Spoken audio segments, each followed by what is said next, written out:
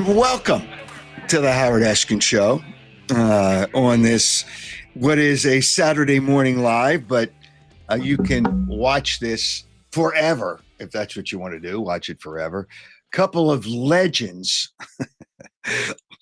I'm sorry, I chuckled. A couple of legends coming up on the Howard Eskin Show. But let me tell you that the Howard Eskin Show is presented by Stillwell Financial Advisors. You have any wealth or money or assets or whatever you want to invest, Jeff Stillwell can help you do it and do it well. Good guy, regular guy, knows his stuff. And if you want to get a hold of Jeff, 732-343-0813, Stillwell Financial Advisors. All right, on the show today, obviously we're going to talk about quite a few things. As we always do, baseball, football. There's some serious stuff going on in football. And at the end of the show today, even I believe it's a touching moment. And our guests, as I said, two legends, the best friend of the Phanatic, Tom Burgoyne, and a close friend of both of them, and that would be the director of Fun and Games, John Brazer. But before we get to that, let me tell you about a great deal that's going on at Audi Westchester. And this is a really good deal. You can lease a new 2025 Audi A3 Quattro, only $439 a month, or a new 2025 Audi A5 Sportback for only $529 a month. Now, all you need is $2,500 down, plus taxes and registration fees, to lease the new Audi A3 or the Audi A5 Sportback for 36 months, 7,500 miles per year. Stop by Audi Westchester. That's where I get my vehicles, Audi Westchester, and see their all-new facility located 1421 Wilmington Pike. This special offer won't last long, so you got to check it out. And if you're looking for a fine vehicle, lease a new 2025 Audi A3 for $439 a month, or a new 2025 Audi A5 Sportback for only $529 a month. Check it out, AudiWestchester.com. That's AudiWestchester.com. And you want to take care of having some fun for the summer, you can do it by, if you want to build a pool. These guys, Piazza Property Pros, can build you a great pool. They're working on a few projects right now. You waited a little while to build your pool, but it's never too late, just so you don't miss out on next year. But because Piazza Property Pros has 25 years of experience, they specialize in turning a lot of things great on your property. Work is done by their own skilled people. They don't subcontract. Excavation, hardscaping, fencing, landscaping, pool maintenance. You can do it all. You can do it all. Piazza Property Pros, and they will give you exceptional results on time within your budget. Here's a number, 610-566-2608, 610-566-2608. You shouldn't wait any longer if you've already waited. Check them out. Give them a call for a consultation, or check it out on piazzaoutdoor.com. And you want to save money with your cable? You can do that with Cutting the Cord with Jason. He offers an incredible service, saves you money. He'll come out to your house, cut your cable off, set you up with less expensive internet service, streaming services, which include all the local and national channels. You'll still get to see all the Philly pro games. And if you have a second home, no extra charge. They'll hook that up too as part of the same bill. Jason can set it up. Only one monthly TV bill for both houses. For more information and to save you lots of money, call Jason at 215-801-5858. That's 215-801-5858. All right. As I said, why do I chuckle when I say this? Two legends. Let's bring them in. And that would be Tom Burgoyne, who is the best friend of the Phanatic. Can't be closer than Tom Burgoyne. Can't be closer. And welcome, Tom. And the director of Fun and Games for the Phillies, who's best friends with both of them. And I don't know how the Phanatic and Tom can be best friends with this guy, but he's best Hey, Howard, friends. before we start, John we want an Brazer. Audi, a pool, and internet service too. So You want to? That's our demand. Okay, you got it. You got the outing, and then you got the pool. No problem. But again, then I got to give you swimming lessons so you don't drown. I don't want you to drown. All right. It's an interesting dynamic. The Fanatic and Bill Giles, and let's give Bill credit. I think Bill was the one that had the idea, and I don't know how many people, and people should remember Bill Giles. He was a showman for sports. Because he wanted to create more for fan interest, so he figured a mascot and the Fanatic could be the ticket, and he did that.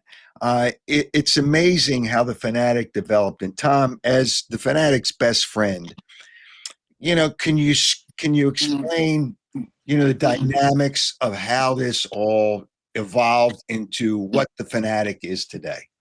Yeah, Howard. I mean, and you mentioned Bill Giles. I mean, he was the guy, and even before the Fanatic showed up in 1978, and he had that idea for the Fanatic. It was 1971 when the Carpenter family brought Bill over from Houston, and he immediately started with the first ball deliveries, and making it being from Cincinnati. It's a national holiday in Cincinnati on opening day, so he really brought that excitement to Philadelphia, especially when the vet was first born, and then he had the wherewithal and the forward thinking to bring a mascot in. The Chicken was doing his thing in San Diego. He was with a radio station, so no team had a mascot like a performing mascot like that. So he called Jim Henson. They built a great costume. And then of course Dave Raymond was the ideal guy for it. He was a total knucklehead, chowderhead, whatever you want to call him, and it was perfect. And so, and then it's Philadelphia, Howard. So it's the home of the mummers. The home of people with crazy sense of humors and love wackiness, love the party. And they saw the Fanatic as just one big party, and really, it just took off from there. It's just amazing now. To see so many, not only the fans wearing Fanatic gear the way they are today, but, the players and Harper and, the players now are wearing the hat for batting practice. And, it seems like the Fanatic's everywhere now. It's pretty awesome. And John Brazer, who is director of Fun and Games, even though he's not as much fun as Tom is. But, John, over the years, have you tried to develop more ideas? Do you get involved in helping the Fanatic develop more ideas? I try to get involved, but Tom Burgoyne, the best friend of the Fanatic's like, I shoot him down every time, Howard. Every time. If I did half the stuff that John wanted me to do, I would have been fired 25 years ago. Well, I'll give you one example, Howard. I'll give you one example of an idea he did use of mine, and this is exactly why he doesn't use them anymore. Is when Darren Ruff came up, I said, Tom, for the introductions, the Fanatic should basically, when Dan Baker announces Darren Ruff, he should get on all fours and crawl over to the four-wheeler and lift your leg up and pretend you're peeing on the truck on the four-wheeler. Darren Ruff, right? So he did it. Crowd liked it, or at least I liked it. And then that was the end of it. You know what, Tom, you mentioned the San Diego Chicken. And, if truth be told, and I always tell the truth, I loved the San Diego Chicken. And the difference was because he was so athletic, because of the costume allowed him to be athletic. He was different, and he got a little over the top sometimes. Maybe that was the end of. I'll tell you a story. I had the Chicken on a sportscast of mine on Channel 3 because he was in town one time. But because he was so, he did so many things that were different because of the costume.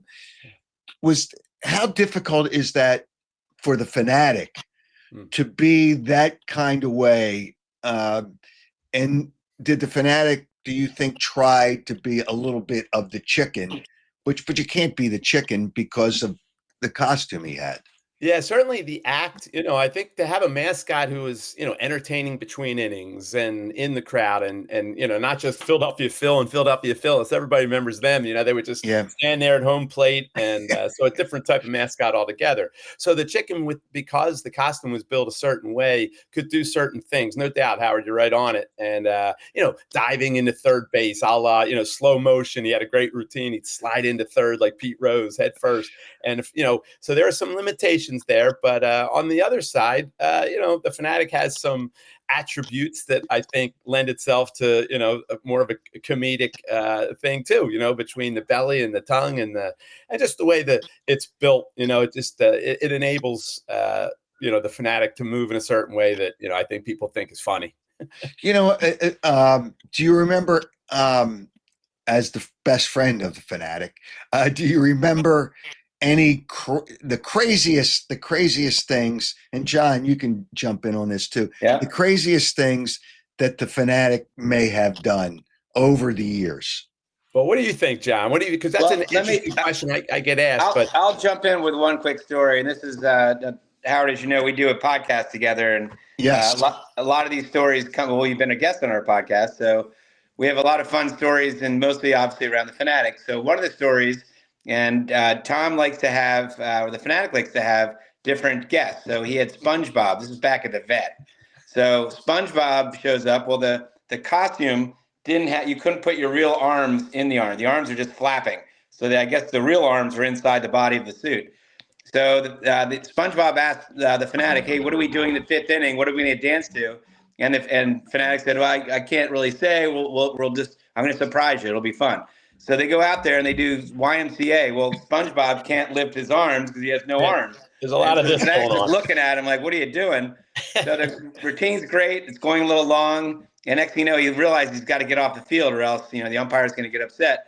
So SpongeBob jumps on, but instead of jumping on where he's facing the same direction as the Phanatic, he goes back to back. So he's looking at, the field as they're going off. And the Phanatic's driving really fast because he's got to get off, not get the umpires mad. He hits the ramp of right field and launches SpongeBob literally like 10 feet in the air.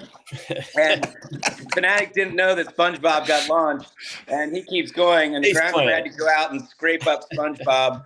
And Bobby Abreu was laughing so hard they had to delay the start of the inning because he was laughing so hard. All right. So now when the Phanatic gets on the Phanatic, what do you call it? Four-wheeler, yeah, the ATV. Okay, the Phanatic ATV. Has the Phanatic ever crashed? Yes, but you know what?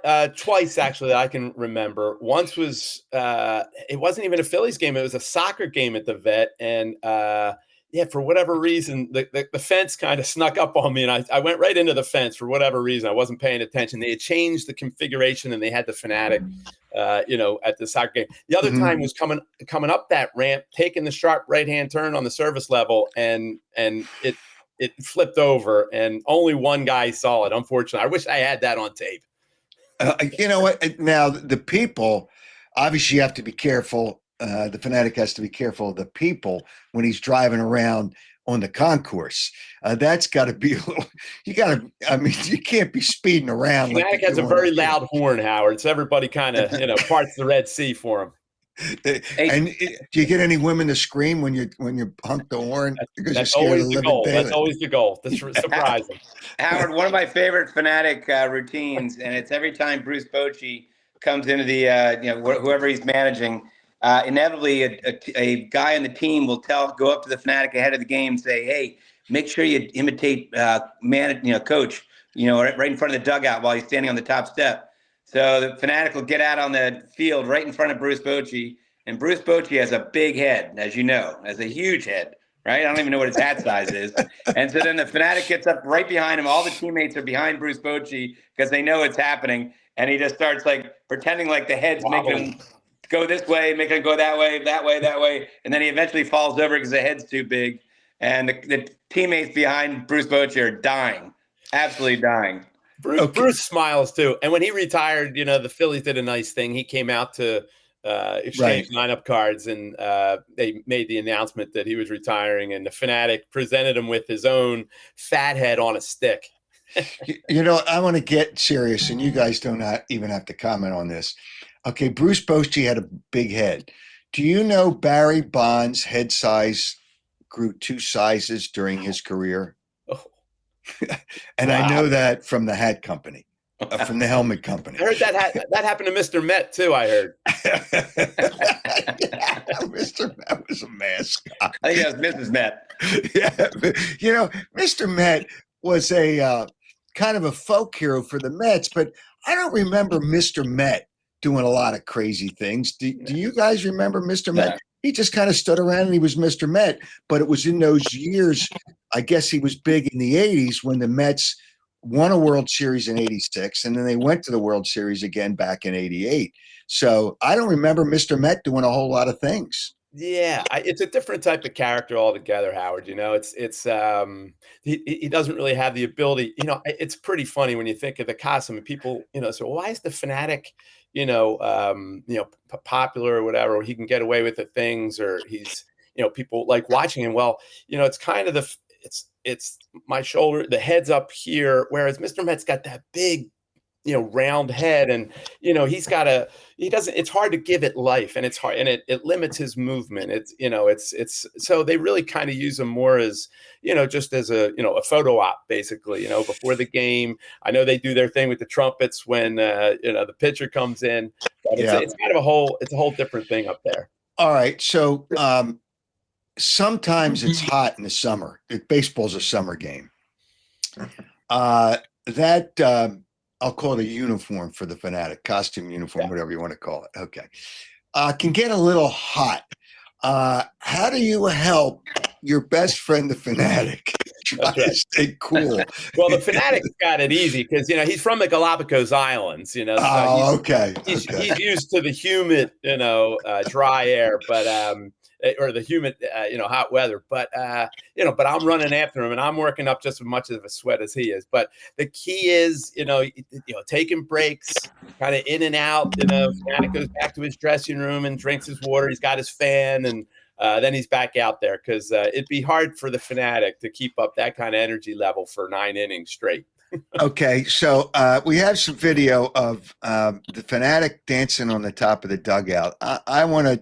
There was a couple of questions I have here. Let's play the video first of the dancing. And the Phanatic gets on the dugout, grabs a fan. Obviously, the Phanatic's got to get the fan to not be afraid to go up there with such an ugly looking person or whatever. Where did the dancing? 2 questions. Where did the dancing on the dugout come from? And how tough is it to get people? And this woman seems to be into it.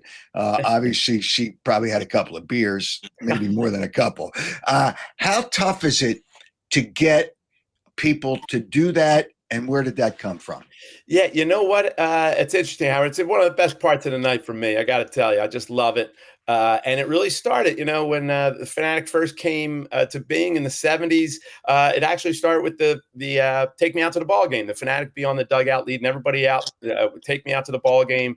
They'd play one verse, and then after Take Me Out to the Ball Game, they'd play a song, and the Phanatic would dance. And so that's kind of where it started. And then it's every once in a while, maybe doing some routines and some skits up on the dugout. And now really it's just evolved into exactly what you just saw there. The Phanatic, I always say it's kind of this Bruce Springsteen moment, Dancing in the Dark video. He pulls up Courtney Cox. So the Phanatic gets to be a rock star, that in the 7th inning. Okay, and Howard, it's great. You mentioned people who don't want it, but part of the fun is if somebody doesn't really want to dance, and then the Phanatic gets everybody to come on, let's cheer, let's get this guy out of his seat. That's fun. It's fun when you have somebody who can really dance. It's fun when you get somebody who doesn't know how to dance, and we can have some fun with that. But the fact is, Howard, he's the Phanatic through good and bad, no matter what the score is, has been dancing for 47 years on top of that dugout. And Howard, I can say Tom Burgoyne has the best job because he's always with the Phanatic, obviously. The Phanatic had Billy Joel sing into his snout. He's basically done a duet with Elton John. Yeah. He's done fins with Jimmy Buffett. He's jumped up on stage at the Keswick with Little Feat. He's jumped up on the stage with the Dropkick Murphys. Gotten thrown out of a Bruce Springsteen concert, did the Phanatic. Got thrown out Mount Joy. Jumped up with Mount Joy into Dancing Queen. So he's a rock star, Howard. You know that. You know, so when the Phanatic does these things, there's a lot of things that the Phanatic does. One of them is antagonize umpires. We'll get to the players shortly, but the umpires, they probably had to agree to it, right? How tough was it to get the umpires? Because some of these guys, some of them are pretty good guys, but some of these guys are kind of like really formal and no, we can't do that. How tough was it to get the umpires to kind of be a part of it? And it's not always the umpires that you're dancing with. It's somebody dressed as an umpire. But how tough is it? But there's times when you go up to an umpire. How tough was that? Howard, it's a great question. And it's one of the things I think why the Phanatic gained his popularity right from the start. The Phanatic had no problem going up to players and messing around with players before the game and umpires and coaches. That was taboo. It never happened. You just never saw it. And so I love seeing some of those old clips of the Phanatic back with the, Bruce Frummings. And I know Eric Gregg, I had a lot of interaction with Eric. And but it was like a wild, wild west where, you get into wrestling matches, the Phanatic with some of these umpires back in the day, because they loved the Phanatic too. And the Phanatic was the only one out there. And all the other teams started having mascots. I think the umpires as a whole backed off. They said, we can't be messing with, all these mascots because you don't know who's going to be in costume. You know who the Phanatic is. He's legit. Don't know about these other guys. So they put it in, Howard, like some of these young guys coming up through the minor leagues, they're not allowed to mess around with the Phanatic unless the mascot sets it up with them ahead of time. And even then, they're usually kind of cool to it, which is part of the fun, too.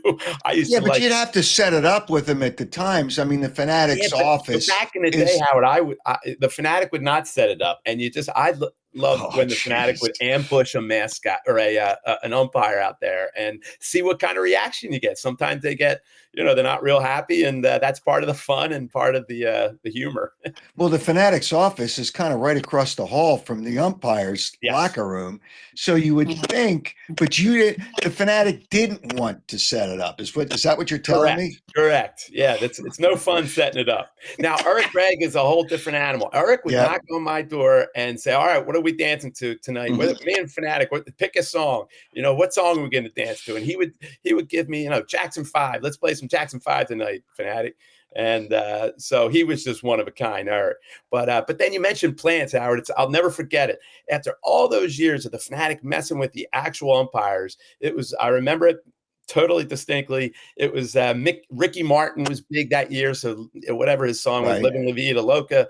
And we had the great Matt Mailer dress up as an umpire, and underneath his umpire outfit, he had this flamboyant yellow shirt, and he had a rose that he took out and he put it between his teeth. But when he took off his umpire costume and the Phanatic and the umpire tangoed out into, right into left field, the place went crazy, including David Montgomery. David Montgomery and Matt worked for us for 27 years. But David said, I didn't see the switch, and you blew my mind with that. And now it's true. The Phanatic does kind of plant, an umpire every once in a while, and it's a lot of fun. John, did you have to reprimand the Phanatic every once in a while with certain things that he did? No, I'm actually the one encouraging him. Yeah, reprimand Howard. Come on. Who did you come up with a player or an umpire? I don't know how many umpires that you got to know, John, because you passed by there, but I don't know Eric Gregg was easy. I mean, Eric Gregg would do anything, and you couldn't tell who the Phanatic was, Eric Gregg or the Phanatic, when they were dancing. And may he rest in peace. I got along with Eric Gregg. I think Joe West was fun to mess with. Oh, Joe West had to be really good. He was a tough guy, and he was a pain in the ass. But that's interesting. You brought up Joe West because he's a singer now and all this other nonsense. And I got to be friendly with Joe West. That's actually interesting. I might have to have Joe West on the podcast. You should. And tell me about his moments, because he had, just as an aside, I think one of the batters asked him to move when he was on second base, and he wouldn't do it. he wouldn't move out of position. Joe was a hard ass. But how tough was it to get Joe West to do that stuff? He was another guy, again, I really liked surprising, these guys. So I do remember he came at, you're right about, he was a singer, Howard, and he had his first CD, and it was all this country music, and he was coach at third base. We played one of the songs, and the Phanatic came out. Phanatic might have had a big cowboy hat and just kind of just surprised him with it. And he's hearing his song being played in front of 40,000 people at the vet. And so he liked it. He had one of those egos that he didn't mind being the butt of the joke if it got him in the spotlight. Hey, Howard, Tom and I both did the music at the ballpark. We were based as a DJ before. Now they've got real DJs down there, but we were did all that. And so when they did the announcing the umpires, I remember when I did it, I was 94, 95, 96. They'd say, and behind home plate, Joe West. And I'd put on the worst song of his CD, and I'd crank it up really loud, and he'd look up there and just shake his head. Yeah. He was, Joe is a hard ass, but he's not really deep down. I don't think he's really a hard ass. I think he's really a good guy. No talking to him multiple times. Agreed. Yeah, I think he's a really good guy. I mean, some of the umpires really are regular people, although when people look at them on the field, oh, they're tough guys. And, the umpire or the manager yells at him. So then the umpire yells back, and it's just, they seem, they make a mistake, and they've known they make a mistake, but they can't admit to it. But some guys are really pretty good guys, aren't they? Have you found that to be the case when you've done the things with umpires? Yeah, I mean, like you said, Howard, it's funny you said, yeah, they're regular guys, and they are. I think they have to have a certain persona. It's interesting to me because the Phanatic, especially, there was a time in the mid 90s where, and late 90s, where he was going to minor league ballparks, all around the country, about 30 a year. And don't do quite as many of those as we used to. But it would be funny. I would actually get to know and meet some of these minor league umpires, and then they would, graduate to the big leagues. So it's kind of neat to see them go through that same grind that players go through in the minor leagues. Okay, so what players are receptive to the Phanatic, and what players are not receptive to the Phanatic? Well, it goes back to the early days of the Phanatic, and the Phanatic's been doing this ever since. And that is, he really directs his attention to the visiting team. He kind of lets the Phillies get ready for the game. But the whole idea of that this team has come to Philadelphia, and we want every kind of advantage we can get. So he's right there in front of that dugout goofing around. And, certain players will look right through. I always bring up Tony Gwynn as a great example. Like Tony Gwynn, the Phanatic could try to get into it with him, maybe make fun of his weight a little bit or how small kind of this small guy. And he would just look right through the Phanatic. Just, like he is so focused, kind of like Chase Utley, just focused for the game. He's not, looking at anything else. Okay. But, I want to know, you brought up Bruce Springsteen, and I'm sorry to interrupt. You brought up, the Phanatic got thrown out of the Springsteen concert. Somebody sent me a message. Why did the Phanatic get thrown out of the Springsteen? You didn't want to just let that hang out there, Howard? You had to by the way, deserved, Howard. What's that, John? It's well deserved. Yeah. It was 1999. Bruce had canceled one of his shows because of weather at the Wells Fargo Center. So he was going to do a one night only at the Spectrum in September. And it turns out it was a home game for the Phillies. So the Phillies are playing at the Vet, Bruce at the Spectrum. If you remember Lee Tobin had called like 2 days ago. Yeah. We were talking at the press club after one of the games saying, hey, love to go, I'd love to go over and, with the Phanatic, and we, bust in on and meet Bruce. And so she called, the people over there said, no, that's okay. We don't need the Phanatic. Well, the Phanatic kind of went over anyway. Right after his fifth inning routine at the Vet, up the ramp, across the street on the ATV to the Spectrum. Of course, the guards let him right in. Within 2 minutes, the Phanatic's in the front row, banging his head on the stage, going crazy. And Bruce is in the middle of a song called Murder Incorporated. And so it was a little bit of a serious time at a concert. Bruce turns his back, and as you know, Dan Stevenson, Howard, yes. he knew a lot of guys on the crew. So we heard the story the next day. when Bruce turned his back during one of the guitar solos, he was yelling to anybody he could, who would listen to him, get him the bleep out of here. And so within 2 minutes, somebody comes down right in the Phanatic's face, you got to get out of here. We don't want you here. And so they escorted the Phanatic right out the door. Of course, everybody's high-fiving the Phanatic, on his way out. Yeah, which, it was the moment. It wasn't that he didn't want you there. Right. It was the moment. It was the wrong song to be. See, the Phanatic's got to be a little sharper than that. I thought, Howard, it was in the middle of a Phillies game. The Mets fan, though. No, it was in the middle of a Phillies game. The Phanatic had to be back on the dugout in the 7th inning. So I didn't.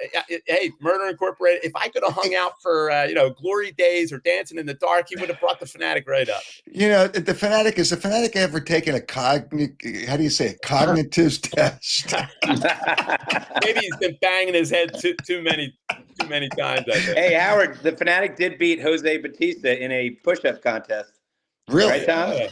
That's a big thing online. Yeah, that's a big internet. Wow. I guess that's not, maybe I'm not surprised. All right. So we get to the players and we get to the manager. Yeah. And Tommy Lasorda was probably the moment. And, I got a lot of comments here. That was the moment that everybody remembers. I think I have a little video of the Phanatic with Tommy Lasorda. Let's go with it.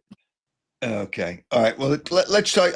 Tom, why don't you talk about it while we're trying to get it up? It is a famous. It's really a video that's been seen by a lot of people, Howard, and it's funny. Dave, the great Dave Raymond. He tells a story.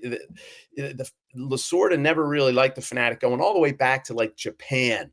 Apparently, the Phanatic signed a bunch of baseballs and in the wrong spot, and Lasorda wasn't happy. That's Dave's story. But this was 1988, what you're saying here. And by that time, the Phanatic had been using this dummy, Steve blow-up doll or whatever it was. Yeah, it was a dummy. Steve Sachs would steal the extra Lasorda jersey and give it to the Phanatic, and he just blew up this game. Yeah, he had enough. And if you watch how he gets cracked across, wham, and the Phanatic's head almost came off. As a matter of fact, if you slow that tape down, and then he gets him good with the belly. Oh, and there goes a baseball too. That's the baseball. Okay, so now, John, what do you remember about that incident? Well, the Steve Sachs part's the best, because Steve Sachs would, according to Dave Raymond, would pop his head into the locker room and say, "Here you go, and don't tell anybody I did this." And he'd throw the spare jersey, and Lasorda knew that somebody was the sneak. Somebody was, getting his backup jersey and giving it to the Phanatic. So Lasorda would lecture the whole team, say, "Listen, man, before we get to Philadelphia, if anybody takes my backup jersey, then I'm going to find out who that is," and blah, blah, blah, blah, blah, blah. Well, again, Steve Sachs did it all the time, and all the players knew it was Steve Sachs. Steve Sachs was a second baseman for the Dodgers, right? Yep. And Howard, the funny part is, when Dave, and so I was there. So that was 1988, that clip. I started in 89, worked with Dave for 5 years. And for 5 years, it was bedlam every time the Dodgers would come. And Dave would always say, we don't need this to keep going on. But the fans, and even Lasorda himself. John, you have a funny story of driving. Listen to John's driving Lasorda to some radio station. We were honoring Tommy Lasorda for something. I guess Tommy Lasorda night. This is after he retired. And I was taking him around to radio stations. He's in my car. I'm getting to know him after, spending a couple hours with him. So I knew I was going to ask the question, but I kind of opened up the can of worms. I said, hey, Tommy, you don't really hate the Phanatic, right? That's kind of an act. And he says, well, John, let me just tell you, I think the Phanatic is fun. And I know a lot of kids like him, but all of a sudden, blah, blah, blah. But I don't like when he does this. And next thing you know, he's screaming, he's turning red. And I can't turn the spigot off. He's literally screaming at me, and I'm like, "All right, how do I tamp this down a little bit?" So I saw then that he really did really not like the Phanatic. You got to think of a joke. It happened with myself and Ed Snyder one time. I'm not going to go through the language that was used, although you can do it on a podcast. He started yelling at me because I made fun of hockey. Said you put a clown's mouth in the goal, and you get 2 points instead of 1. And he saw me after the game. He was pissed. So he started yelling at me, and then I made a joke, and he stopped, and he says, "Okay." Later in the locker room, he says, "Well, you got me." And then he started laughing. But it's sometimes it's hard in that moment, especially when a guy like Tom Lasorda might be yelling at you. Tom he was a fun guy. I mean, I was friends with, may he rest in peace, friends with Tom, and he was a fun guy, but he was serious about the game. I think. How do I explain it? You guys know what I'm trying to say. What, Howard, right? And the way he would describe it, because I think he saw himself as a fun guy. The Phanatic would look at him as a fun killer, but he would say, I've worn 2 uniforms in my life, the Army and the Dodger blue, and I hate to see it desecrated in any way. And so he just thought this idea of putting a dummy, and he would say the Phanatic would run over the with the 4-wheeler. He wouldn't. He would throw it up in the air and flop it around a little bit. But so that was the part he says he didn't really care for. And I can attest, after Dave left, I was doing kind of skits based around Lasorda with the dummy. And remember Nomo, his first game, Nomo comes to pitch in LA, and we lit him up. It was that was the year the Greg Dobbs was it Greg Dobbs the game where he had this hit for the cycle, but we lit him up, and Phillies were winning like 8-0 5th inning, and the Phanatic came out with that dummy, and I'm telling you, every curse word, throwing balls at the Phanatic, world class cursor, Tom Lasorda. I tell you what, I was lucky enough to be around him, like up in the press box and Dodger Stadium or back at our place. And there was no better storyteller in the game of baseball than Tom Lasorda. Yep. Even if they were the same stories, you literally couldn't wait to hear another story. Okay, so some of the guys, and Lasorda got on the ATV or whatever you call it, and he got on it, but some players drove it away. I guess you got to be careful. The player could get hurt on something like that. Yeah, do you remember Ed Ott? Not Mel, Ed Ott. Ed Ott. Ed Ott. He wound up being a coach, third base coach, I think for Pittsburgh. But he played for Pittsburgh too. He stole the 4-wheeler, took it around the field, all the way around. Comes back to the visiting dugout. This is at the vet, hits the brakes and goes right over the handlebars. He flipped right over the handlebars right before the game. So the next game, we went out and we bought one of those big wheels, for him, those plastic little big tricycles. We got him a crash helmet, and Dan Baker, we made the big announcement. We presented Ed Ott. We showed the video on Fanavision, and then we presented him with the big wheel and the crash all right. So now when you go in the concourse, we have some video. When you go in the concourse, I don't know who starts dancing with the fans, the Phanatic. And it's always fun when you get a woman. We have some video of the Phanatic. I'm pretty sure dancing with the women. Who starts this? The women start it, or the Phanatic starts it? I don't know. Hey, the Phanatic wasn't he just voted the second most sexiest mascot in baseball? So I got to ask a question about that too. He's got that appeal. Yeah. Okay. Well, he's not. The Phanatic doesn't wear pants either, so there's an allure there. Okay. All right. So now here you brought this up. The second most sexiest mascot in baseball. Now, do you know? I'm going to show people who voted number 1, and I'm going to ask you to address this. Baxter, the mascot for the Baxter is his name. The mascot for the Arizona Diamondbacks, and hopefully we can get this up here. Baxter, why is Baxter the sexiest mascot in baseball? I have no idea. He's got muscles. I mean, muscles aren't sexy. A big fat belly is sexy. Everybody knows that. He looks like he just got his wisdom teeth out too. looks like he's chewing gum in both of his cheeks. The Phanatic wants a recount. Okay, so the Phanatic's the second most sexiest. How do you overtake Baxter? I mean, what do you have to do? Do you have to drop your no pants or what? Well, he's got to streak more. Maybe he should streak more. The Phanatic hasn't been streaking quite as much across the field. Oh, so yeah, maybe that's right. You know what? That's a good point. That is really a good point. But I don't know. People could vote on Baxter. Howard, that is one of the best skits that the Phanatic does. It usually does at least once a year. But Dan Baker will say, "Ladies and gentlemen, there'll be no streaking on the field. That is disallowed. Blah blah blah blah." And then all of a sudden the song comes on. Look at him! Look at him! Look at him! You know what? Who's sexier, the Phanatic or Baxter? We'll find out from the people in Philadelphia are going to say the Phanatic. I'm telling you, it has been fun for years. It has evolved. It's never gone away. There was, there's different things. The Phanatic had to change the look for a little while until that all got straightened out.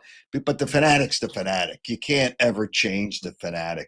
The belly thing is part of, I guess, being sexy. As long as something else doesn't come out, it's fine. It's fine. It's just, I'll say this. How much fun does the Phanatic have making appearances and doing things outside of the ballpark? Yeah, that's where I got my start, Howard. It's so much with the Phanatic, and maybe that's what makes it so cool. It's so authentic and organic the way it all happened. It started in '78. The Phillies didn't know it was going to be so big, and next thing you know, they had to bring in a kind of a second friend, and they had a guy before me, and then I came in, but really just doing appearances, out and about, cutting ribbons, weddings, bar mitzvahs, business, corporate meetings, fairs, of course, schools. We have a whole school program. They're the most fun. I mean, to me, the Phanatic really belongs in, doing those school assemblies that we do, going to also senior centers and nursing homes. They're some of our greatest fans. They've been around with the Phillies for, 70 and 80 years. So, there's nothing like it, Howard. One day I'll sit back and kind of look back and look at this run and just it's amazing the number of people the Phanatic touches, on a daily daily basis. Between the community events, between what we do at the ballpark, it's pretty awesome. And it's scary to kids. I remember the Phanatic came over to my house one time when my oldest son, and you guys know who he is, for his birthday party. And the Phanatic scared the living daylights. Howard, how old was he? He was probably like maybe 6 years old, 5 or 6 years old. Yeah. That's when the kids are really young. And you have to realize too, the Phanatic smells like a petting zoo, so it's that's part of the scare tactics. Well, the thing is, the Phanatic is so big when you see him next to kids. He's really big. My own kids were scared. It's that 2 and 3, 4. Right, 2 and 3 years old. That's where they're realizing, oh, this isn't just this little doll I'm holding. This is this big, huge, smelly thing coming at me. Yeah, and I will say, Howard, it's funny. Mentioned birthday. Like we can't even do birthday parties anymore because we get so many requests for so many other things that it's so crazy the amount of requests we get. But I was lucky because I was friendly with the Phanatic. So you had an in. I had an in. But all right, tell everybody, you two nitwits, geniuses, legends, do a podcast together. Tell people where and when they can see it. Yep, it is Backstage with Burgoyne and Brazer. So we record every 2 weeks, and we've been doing this since 2018. So I guess we were a little bit ahead of the curve, and we've got Charlie Manuel, we've got yourself, Howard. We've got Chase Utley. We've had Ryan Howard, Jamie Moyer. Jeff Francoeur. We try to get, some of whoever's coming in, that's from another team, possibly. We've had Dale Murphy. We've had Rick Wise. We've had, again, Jim Thome. I think we've had a lot of different fun people they don't really have to have a Philadelphia connection. It's just we want big personalities and people that have good stories. And we go outside of, we've had, some football players on. We've had Joe Watson on. We've had Tom McGinnis, Bernie Perron. We actually interviewed Bernie on his deck in Avalon, and we interviewed Jay Wright inside the field house, which was pretty cool. So I know we're going to get Jason Kelsey at some point, probably do that down at the shore. So usually it lands on Wednesday, every other Wednesday. So yeah, check it out. Backstage, we're going to Brazer, Under the Phillies, or you can get a Spotify, Apple, wherever you get your podcast. Yeah, Howard. And one of the great things about it really is John and I both grew up here. We both, when we were growing up, were just the ultimate, when we were kids, the ultimate Phillies sports fans, all 4 teams, and just loved it. And so to be able to interview some of our heroes, certainly that group, even for me, journalists and writers, I wanted to be a sports writer. So, just having, those guys on and yourself and, the WIP gang, and, it's just been such a cool thing for us. And we try not to make it too serious and, try to just tell some funny stories. Podcasts are the media of now and the future. It's kind of sad because radio obviously got me into television. It got me where I am, but it's nobody, or I shouldn't say nobody, very few people listen to radio anymore. They focus in on podcasts, and you guys, you're right. You were ahead of the curve by starting in 2018. But I also got to say, I cannot believe Chase Utley, as serious as he was fun on a podcast. I tell you what, Chase was great. We fed him tequila, Howard. Yeah, we plied him with tequila. Wait a minute. It's after he was a player. Yes. Okay, yeah. So it was better. But Howard, I think the cool thing about podcasts, as you well know, is that, when you do a quick interview, when you interviewed guys on radio, it was like pretty much 10-minute interview, and you kind of have your thing that you're going to say. With the long form interviews, you kind of we find things out that we didn't know. Like Tom and I both have known Milt Thompson for years, right? And in the interview, he was talking to us about how when he was a kid, he loved Jackie Robinson, worshipped Jackie Robinson, and he wanted to play second base, but he was left-handed. And his dad said, "You're going to have to change positions." Well, most normal people would go to the outfield or play third base, or maybe not third base, but go to another position. And he learned how to throw right-handed when he was 7 years old, 8 years old. And in the majors, he was only right-handed, but he's really left-handed. So it's almost like Billy Wagner. Now, Billy Wagner did that because he broke his arm. Right. But Milt did it on his own volition, just did it on his own choice, so he could play second base to emulate Jackie Robinson, which is unbelievable. Then the whole interview kind of went towards that, and we were talking about how when he was a hitting coach, he could throw right-handed and left-handed at batting practice.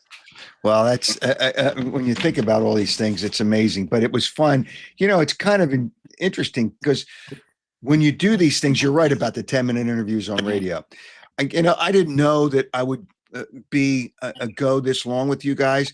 But every time you say something, there's something else that comes up, which on radio, you can't really get into because you're locked into a time. Here, you can just have fun with guys. And right. Knowing, both you guys is a big part of it too. And the people that I have on, I know fairly well. And it's really and you can talk about stories, and you talk about things like Larry Bow. We talked about stories. He yelled at me in the locker room one time because he didn't like what I said. So 30 seconds later, we're laughing. But these are the kind of things you can talk about these things in a long form, and it really is good. Listen, I thank both you guys. Keep up the good work. Legend, genius, nitwit, whatever you may be. But hey, thanks to both you guys. Thank you, Howard. Appreciate our friendship. Yeah. Yes. Thanks, Howard. Yeah, I do. I appreciate the friendship of both of you guys. Thanks. Thanks, and have a great day and a better day tomorrow. And don't scare anybody. We'll try not to. See you, Howard. See you guys later. Right, see you, Howard. Take care. That's fun. It's just all the stories. Everybody knows the Phanatic. These things wouldn't happen. These things wouldn't happen on this fine show without Stillwell Financial Advisors. And thanks to Jeff Stillwell and Stillwell Financial Advisors for being the presenter of the Howard Eskin Show. If you have any things that you would like to invest, things, obviously wealth, Jeff Stillwell's the guy, 732-343-0813. Also, a great deal going on. There's some other things I want to talk about. A serious thing, and really a touching moment, which I'm going to play for you at the end of the show. It's just it's touching because the video is so great. But let me tell you about Audi Westchester and great deals. When I say great, I mean great deals going on now. 2025 Audi A3 Quattro, only $439 a month. That's only $439 a month. That's a great deal. Or the new 2025 Audi A5 Sportback for only $529 a month. All you need is $2,500 down plus taxes and registration fees to lease the new 2025 A3 or the Audi A5 Sportback, 36 months, 7,500 miles per year. Stop by Audi Westchester. Give them a call. Check it out if you like. And then you can stop by, see their all-new facility. Great people there. A lot of fun. Grab a cup of coffee, some snacks. 1421 Wilmington Pike. Don't wait, because this is not going to last long. A new 2025 Audi A3 for only $439 a month, or a new 2025 Audi A5 Sportback for only $529 a month. Check out AudiWestchester.com. That's AudiWestchester.com. Also, you want to take care. I don't know if it's too late to build a pool, because you're not going to get full use out of it, but you ought to think about it. But if you need maintenance on your pool, if you still want to build a pool, Piazza Property Pros can help you out. They will help you out with 25 years of experience. Know that they will be the best at what they do, because the people they use are their people. They don't subcontract. The workmanship is all theirs, whether it's excavation, landscaping, fencing, whatever it is. Pool maintenance and landscaping are things that I get done by Piazza Property Pros. Give them a call. They'll talk to you about things you can do within your budget. 610-566-2608, 610-566-2608, or on the internet, piazzaoutdoor.com. Or you want to save money with your cable? Jason's the guy. Cut the cord with Jason. Incredible service that will save you lots of money. Come out to your house, cut the cable off, set up less expensive internet service, streaming services. Now it'll include all the national channels. You'll get all your Philly pro games. And if you have a second home, that's all part of the same bill. Jason can set it up for both houses. For more information and save you lots of money, call Jason, 215-801-5858, 215-801-5858. All right, a couple of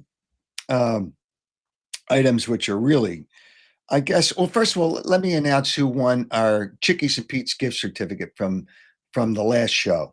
And he answered the question properly. That was Walt Grisky.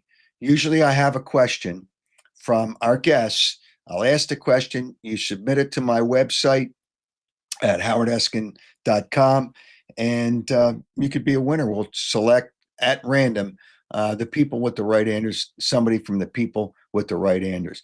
Charles McGlinchey. We learned things on this podcast. He learned about Milt Thompson and about Billy Wagner. That's kind of interesting that that came up with the friend of the Phanatic and the friend of the friend of the Phanatic. All right, what's serious? Antonio Brown. I only met him once. It was during the week of a Super Bowl. I think it was in Miami. It didn't look like he had all his faculties, and he's driving real fast, and he's driving a real expensive car. And I met him outside a restaurant. He is a strange, as we both know, goofy guy, but now he's being wanted for attempted murder or assault, one of the two. It's just, it's really serious, but he is a different kind of guy.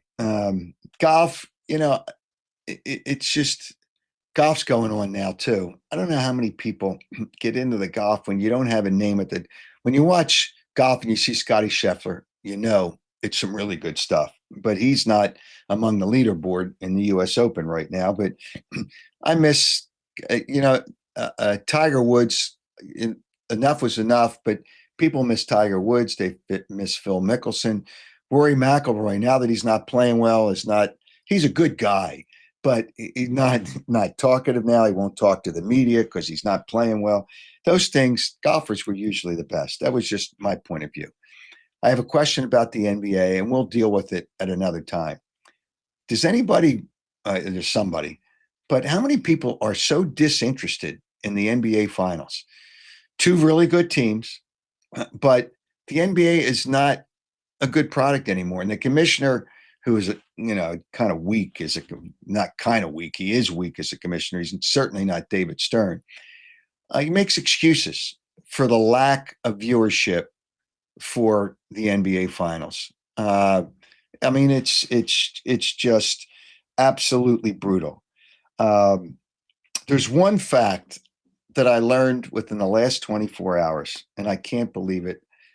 But who knows? It's a fact that maybe nobody cares about that you're going to learn on this show. Delco, that's Delaware County, Delco is now recognized as the official birthplace of the hoagie. In Norristown, I think they still call them Zeps, but it's a hoagie. And not Norristown, Delco is now recognized because it started in what was called Hog Island. Hog Island was a part of Delco. So now the hoagie, the official birthplace of the hoagie, is recognized as Delco. And I got to find some hoagie shops in Delco. If anybody knows the best hoagie shop in Delco, let me know, because I got to try it out. If it's the birthplace of the hoagie, I got to find that out. One thing that I was remiss mentioning the last show, and I do want to mention it now, sadness, losing Brian Wilson, one of the Beach Boys. The Beach Boys, all the brothers are gone. There's still a cousin, I think, that's still alive. But may Brian Wilson rest in peace. And people that didn't know the music of the Beach Boys should understand. I just, so many great songs. I mean, there's so many great songs, so many great songs, so many great songs. So just understand how great Brian Wilson and the Beach Boys were, and may Brian Wilson rest in peace. I see somebody, Kevin, wants to know how he can call in. Not this show, but we'll do it on other shows. Just look, when you watch the show, look for the link to pop up. And it's been up there before, and it's the same link for the callers. You click on the link, and I'd be happy to have you on the show. Maybe, I'm not sure about Wednesday. Wednesday is our next show at 7:30, and then next Saturday, 8 o'clock. But two things before we leave you today. And pets are the greatest. They are the greatest. I have a dog with a little baby. I want you to look at this video and tell me pets are not great and kids don't. Look at that. I mean, isn't that the best? And the kid's not even scared. Oh, that's so nice. Did you get a kiss? Yeah, I know. It really is. It just, you see that. Okay. And there's a, next week, Brandywine Valley SPCA has a day. I think it's 2 days next week. Go to BrandywineValleySPCA.com. I guess you can find it, and they'll tell you what days. I think it's June 21 and 22. They have a special adoption days for pets. But I'm going to leave you today with this. It's amazing how pets get together with other pets. Look at this with this cat. I want you to look at this. That cat is a pet, as an adopted cat, and that's a pet parakeet. And is that amazing? Look at that. How special is that? That pets, two pets. The cat was adopted, and the bird and the cat became really friendly. Is that unbelievable? I mean, that's just truly unbelievable. Pets are the greatest. They really are the greatest. And they just, it was really, I mean, kind of when you look at it, you want to look at it again. It's just so nice. But thanks for joining me and joining us. And thanks to Stillwell Financial Advisors. Thanks to all our partners, our sponsors, Audi Westchester, Piazza Property Pros, Cut the Cord with Jason. And thanks to Tom Burgoyne, the best friend of the Phanatic, and John Brazer, the best friend of the Phanatic, the director of Fun and Games. Thank to both those guys. And thanks to you for being a part of the show. We'll see you again on Wednesday night at 7:30. Thanks, and have a great weekend.